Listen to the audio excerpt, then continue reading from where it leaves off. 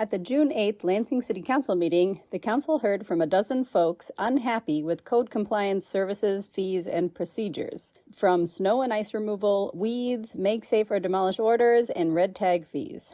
Council honored Lansing's Juneteenth celebration committee, and they debated a new ordinance introduced with the intention of making it more enticing for developers to build lower and moderate income housing.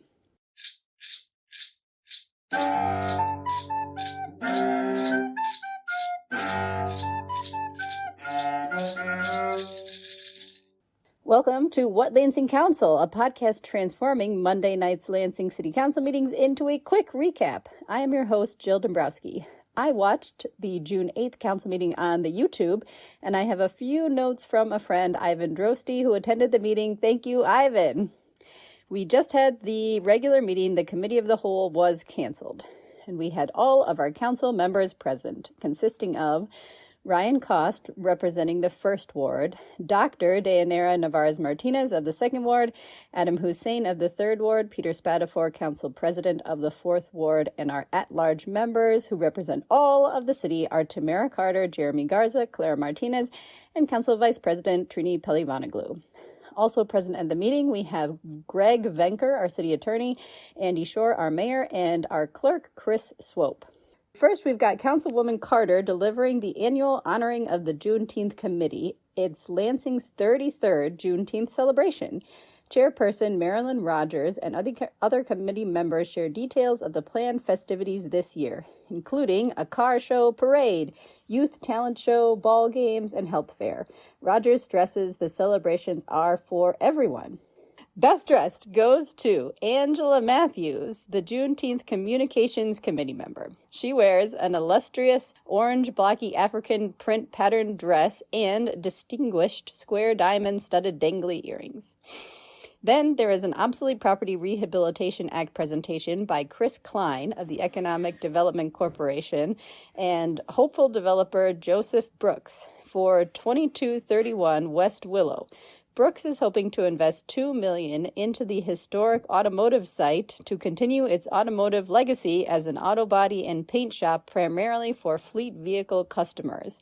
He says he has operated businesses with fleets of vehicles and has found it hard to get them serviced, so he's filling this gap. They are also seeking Eagle Brownfield status for a reduction in taxes for a vapor barrier needed for some known contamination. No questions from council. Vice President Pelivanoglu gives a review of the fireworks rules as we continue into summer holidays.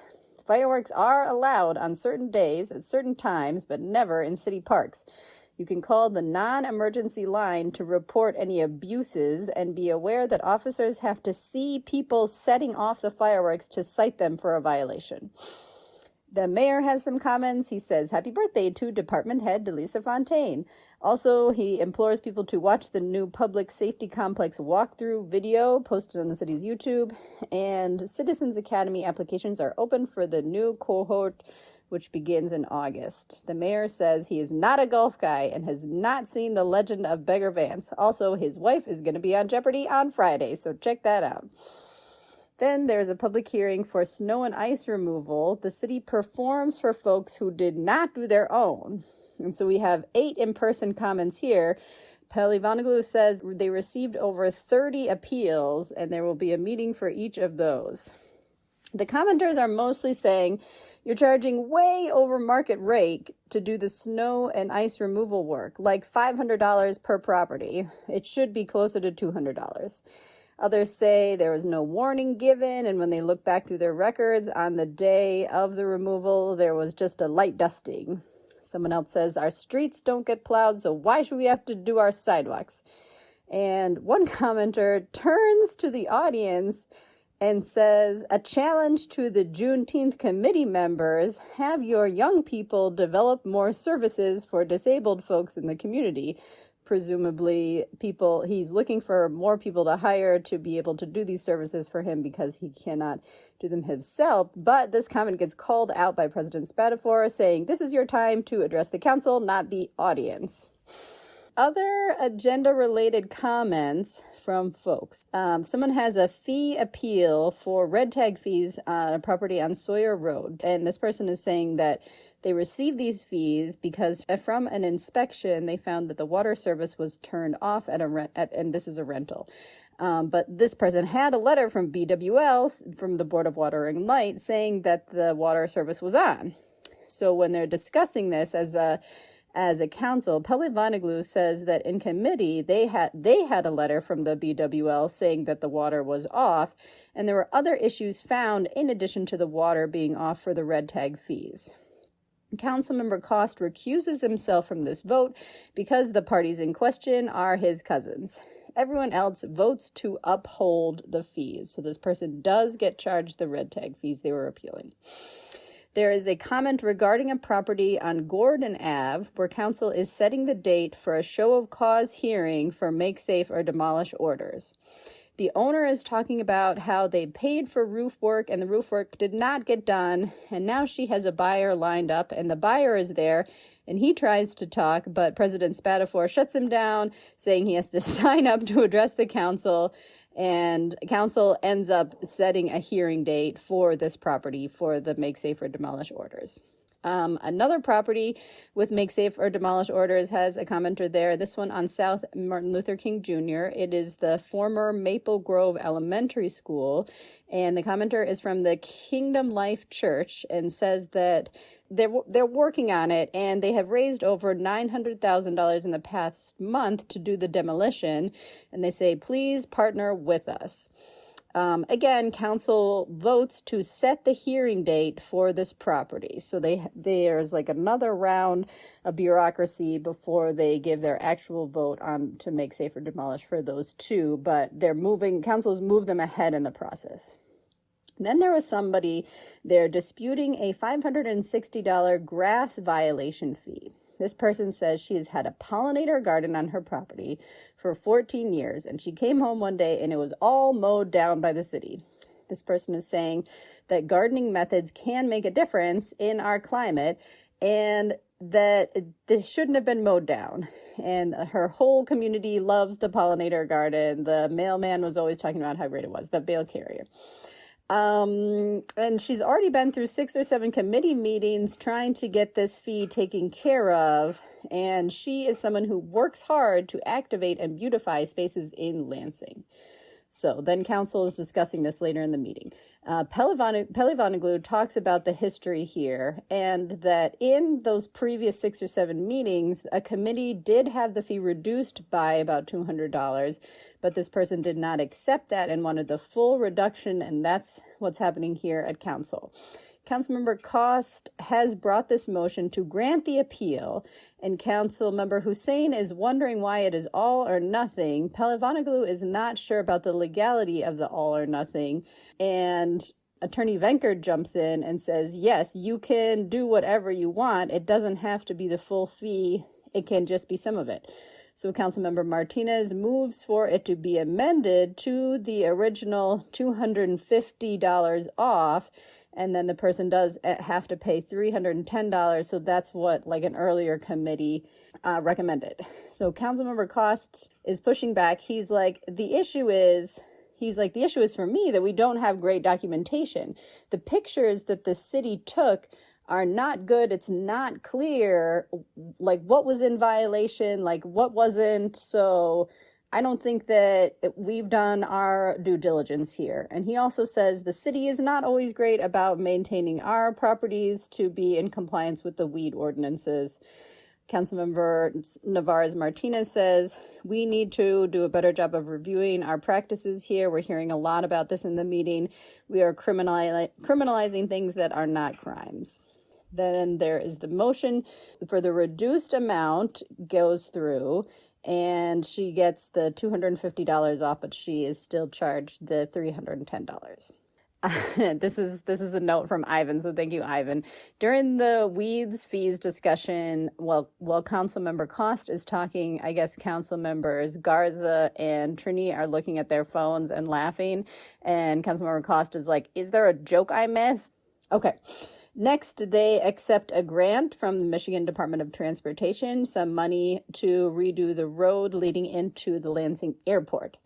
There is another grant for the Mod Pods from Ingham County. So this is a grant from Ingham County to help pay for the Mod Pods that are going to go on the Ingham County property. Councilmember Garza asks, is this going to be reoccurring? Is this going to be a reoccurring grant? And the mayor is like, well, we can certainly ask, but this current grant is just for the infrastructure and the setup. There are 2 make safe or demolish orders that are doled out, one on Barnes Ave for 21 days and one on Sawyer for 60 days.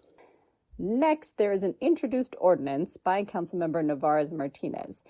She is looking at changing an ordinance so that there's a 4% pilot, and here a pilot program means payment in lieu of taxes for developers that meet a 30% affordability requirement automatically, so that those projects would not have to come through council, with the goal of making it easier to build affordable housing in Lansing, and the city will get substantial benefits. Councilmember Hussein is pushing back on this and says he's not convinced that this will change anything and will make it so more developers come in. He wants to see more data on why we think this is going to work and proof that there will be true benefits to the city and not just the developers. Councilmember Navarez-Martinez says you are misunderstanding this. It is not just a tax break. Councilmember Hussein is still worried about predatory developers. Councilmember Navarez-Martinez says, please call me doctor, because he keeps calling her miss. And Dr. Navarez-Martinez says, I appreciate your questions, but programs like this are working in other Michigan cities like Muskegon and Grand Rapids, and Detroit has one that goes even further towards trying to get developers in. Councilmember Hussein says, we need accountability. Dr. Navarez-Martinez says, we have a housing crisis, and the only thing that will make it better is more housing. So they go ahead and approve the introduction of this ordinance. So there will be a public hearing is the next step. Then they approve a city tax and debt dashboard that has been mandated by the charter updates. So this dashboard will be up on the website for all to see and will be updated twice a year, and it will disclose all of the taxes that the city collects and all of the debts that the city has. So the charter folks wanted that information to be more readily available to the public, so hopefully that will be up soon. Finally, there are a few other public comments on city government-related matters. One is on red tagging in general, saying this has gotten out of hand. The council shouldn't let good houses get to this level where they need to be demolished. We need earlier intervention by the city, and as a side, a younger and more progressive leadership. Next, there is somebody there talking about an item that the mayor brought forward, which is a petition for maintenance at Keller Drain. This drain is in the southwest area of the city in Eaton County. This person says, I live here and I have helped to bring this forward. My basement gets super flooded and this drain is not working. Also, the city engineer, Mark Jones, was very rude to me. Then there is a person saying, I have an aversion to pilots in general, talking about this introduced ordinance that Councilmember Dr. Navarez-Martinez is working on. This person says, from a citizen's perspective, there's a greater need for basic services that are already promised to the whole city than for more low-income housing. Somebody else says, we need an update to all these nuisance ordinances, and the complaint process is being abused by a certain individual who has personal vendettas. We need a moratorium on the nuisance violations like weeds. People are struggling. We need to help each other and not turn each other in. Someone else says we need more trash cans. I found a lot of garbage when doing a cleanup, including deli meat. One of the commenters is a little confused and is told to go sit down and then is checked by some medical staff and then comes to give a comment later. And this person seems more coherent the second time he comes up, but just a little a little concerning. So he says with the annual comprehensive finance reports, we also need to hear about the recommended practices, and we need to follow up on recommended practices. This will show us what the city's vision is and how we are moving towards it. We need more community development to be emphasized. And apparently that person did get a ride home from Councilmember Ryan Cost and is doing okay. That's the meeting. And the next City Council meeting will be in 2 weeks on June 22nd, and it will be another quick recap. Thank you all for listening. That's the podcast.